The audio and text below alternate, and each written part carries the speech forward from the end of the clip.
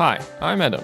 Welcome back to Godot Game Lab. This is Season 2 for the AutoBattler series. First of all, let me show you what we got. So if I buy some units here and put them on the board, you'll see that I have this button here which starts a new battle. But I cannot really start that battle right now because I have too many units on the board. But if I buy some XP, that button becomes enabled and I can start battling. So if I hit Start Battle, you'll see that the units start attacking each other, casting spells, calculating their paths, and all sorts of stuff like this. So when the battle is resolved, we get a console message saying that the player has won this battle. Let me show you how this looks again without all the debug information on the screen. So if we play the same battle, let's say we use a tier 2 Robin now, you'll see how this looks like without all the debugging information.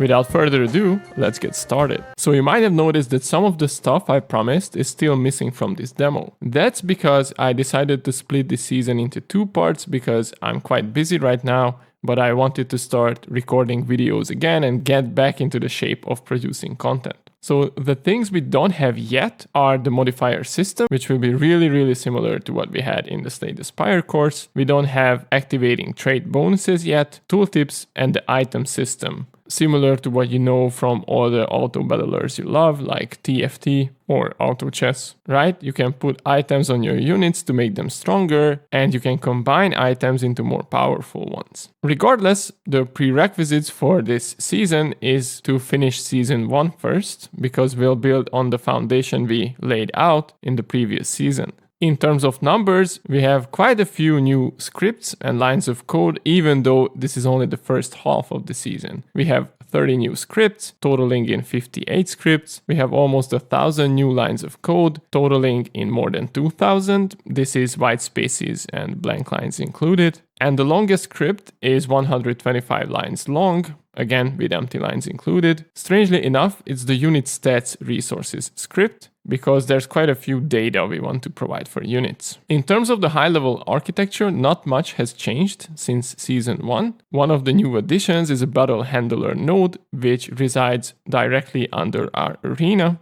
and it is responsible for starting the battle, concluding a battle, and deciding whether the player or the enemy has won. In terms of the UI, not much has changed either. We do have one new button for starting battles, but that's about it. But we do have 2 very robust and important pieces of this battle milestone. One is called the unit navigation, which is separated from the arena because this will be a globally accessible auto-loaded singleton class. I'll tell you why when we get to implementing the navigation system. And we do have a new scene called the battle unit, which is kind of the counterpart of the units we buy from the shop and sort of lay out on the grid and on the bench and combine them together. Those units and the units we use for battles are completely different scenes from each other. Again, this is a design decision that we will dive deep into. In terms of components, we have a bunch of new ones. For example, we have a scene spawner, which will be used all across the whole project and requires a bunch of refactoring for all the stuff as well.